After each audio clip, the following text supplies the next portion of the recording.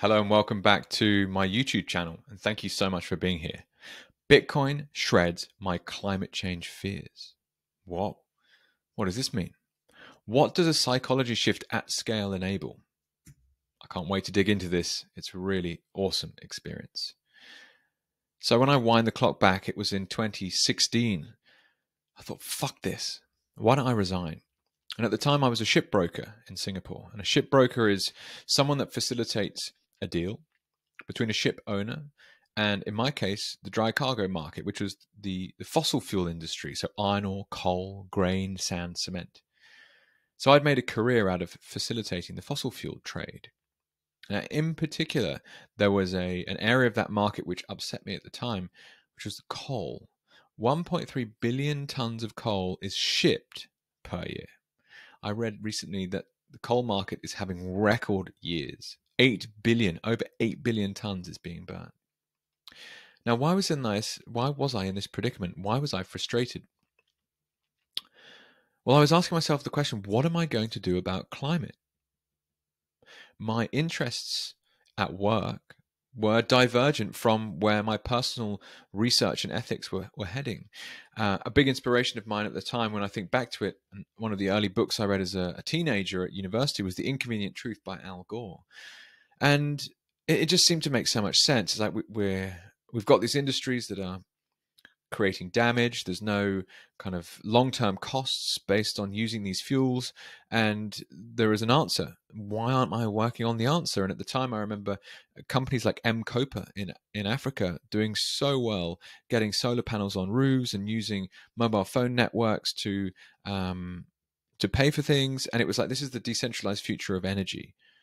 Digging coal out of the ground and shipping it across the ocean to somewhere to burn it in a centralized furnace for either developing electricity or smelting steel, as the case I was. It's like there's a better solution out there. And importantly, I believe that my personal choices mattered. So there I was at work every day, reading about these kind of green policies and looking at new technology and innovation in an area that I was nowhere near. I was like, I've got to do something about this. So fuck this. I want to resign.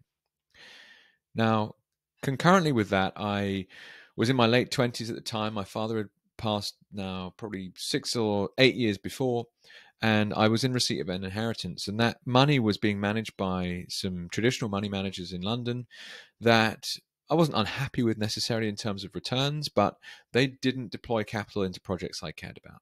So I did two things. One, I found what is known as an impact investor to invest in public markets with a sustainability lens. And equally, I took some of the capital and did some private equity stuff. Specifically, I was looking for cleantech startups that I believed matched the 2050 Paris Climate Agreement minus, or what is it, 2-degree cap that is going to be required. So I was like, if you buy equity in early stage companies that are developing clean technologies of the future, this is really exciting. I found a syndicate. I couldn't recommend it more to anyone that's trying to navigate the early stage investment space. Before I get there, so angel investing, it taught me so much. I was able to sit next to people who had been in venture capital for 20, 30 years. I was able to sit next to ex-entrepreneurs that had built and sold companies. And I just learned a huge amount about how to due diligence an early stage deal, what kind of team you should be looking for, what kind of market you should be looking for. And ultimately, I thought I was marrying up this idea of putting your capital to work in places that you cared about. Now, this inspired me to start my own business. In particular, it was the ex-entrepreneurs I saw as investors that were the most exciting investors. They knew exactly the kind of person they were looking for because they had built and sold companies themselves. And of course, one is leveraging technology. So that was a big part of the investment philosophy was, there are digital products today that will be needed in the future. Some of the companies I invested into are providing flexibility options to the electricity grid. They are taking waste food and creating protein with insects. A number of different, very interesting companies. I've had an exit, which is pretty cool. But equally, yes, the point is I was sent on an entrepreneurial mission of my own. And so what is not to like about marrying up carbon reduction and capital returns? Absolutely epic. That's the game. At least that's the game I was trying to play at the time. And I described it as an ethical dreamland. But And here comes the gist of this specific presentation. Nothing was addressing the elephant in the room. All these businesses were denominated in fiat currency. So the metrics I was looking at, the growth rates, the income, the EBITDA, etc., all measured in my case, pounds. Back in the UK, I was doing this. It's like, what happens if you look at the money? And specifically, it's this hockey stick growth. Like all of these companies, one thing was for sure is that the business pitch you would receive wouldn't happen. Like everyone knew that's the one firm thing, is that every startup business pitch is wrong. But equally, they all shared the same trait, which is there's a hockey stick growth. Don't worry, buy equity in this business. We're going to grow like gangbusters. But that was contrary to some things I started looking at. I'd never paused to think, what about the money? And so two very important things happened to me. First of all, I heard someone say, Bitcoin is disrupting central banks. And I was like, disruption? Ooh, that's a phrase I understand. I'd been looking for technology that was disrupting the energy market or disrupting behavioral economics, for example. How do we get people to change behavior in certain ways? So that caught my attention. And then it was the Austrian School of Economics and sound money that really started to drive home the importance of time preference. These things were really, really important moments on my journey. And it's like, okay, so I'm trying to save the world by reducing carbon emissions. But the businesses I'm buying, I'm doing it purely because I think I can make money out of it. And what impact are those things going to have when we all think in a certain way because of the money? Now, I love the phrase, feed a man a fish, give a man a fish, feed him for a day. Teach a man to fish, feed him for life. And this concept of time preference is so important to get your head around.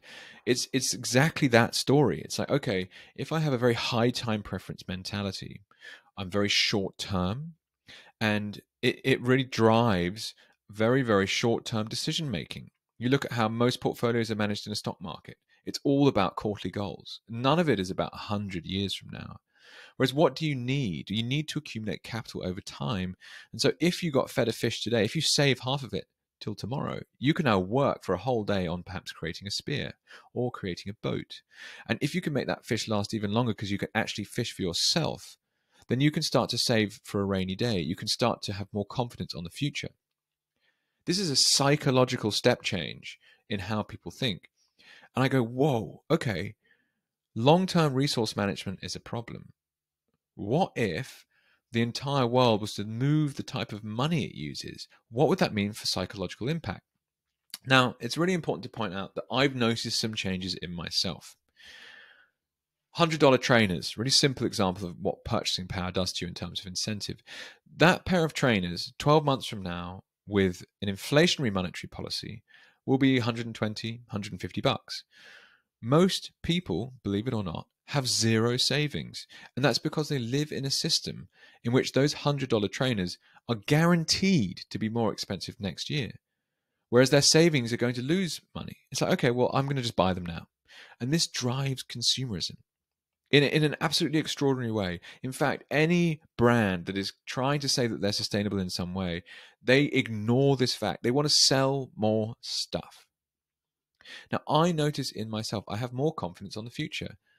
What does that mean? It's like, well, I've found a savings technology that actually I can trust. That means I don't hold baskets of goods that I don't necessarily understand or that aren't necessarily totally mine. It is a mindset shift, total mindset shift, and quite incredible to experience. Now, what's interesting about this story in particular is how far my way of thinking has gone.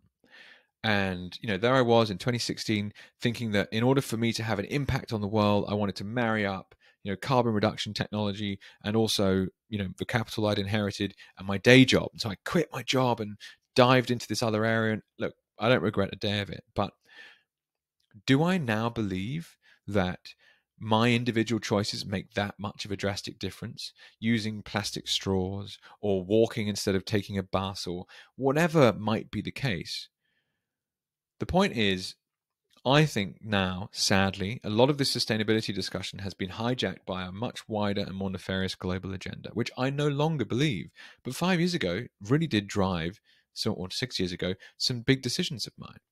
Now, what I haven't mentioned in this is anything other than the psychological shift. So what we're really talking about is we're going to move from a high time preference society to a low time preference society as a result of adopting sound money. And in my opinion, that specific psychological shift, that is the greatest clean technology tool we have at our disposal today. Now, underneath the plumbing of Bitcoin itself, you've got the entire Bitcoin mining network and the way that they are able to utilize stranded energy in places that otherwise cannot move their energy from. And equally, the ability to supply flexibility to national grids, extraordinarily valuable. There are some stats out there that show that the Bitcoin mining network uses the most high or the highest renewably sourced energy mix of any industry without even any comparison. So do look that up if you haven't seen it before, or get in touch. I now believe that fossil fuels are crucial to human flourishing of the next 100 years, and therefore I have been through a real evolution of my thinking. But what do you think? I'd love to hear from you. Hit me up with a comment. How have your thoughts shifted over time? And could it be the case that Bitcoin is the most important long-term resource management tool? Let me know. Thank you.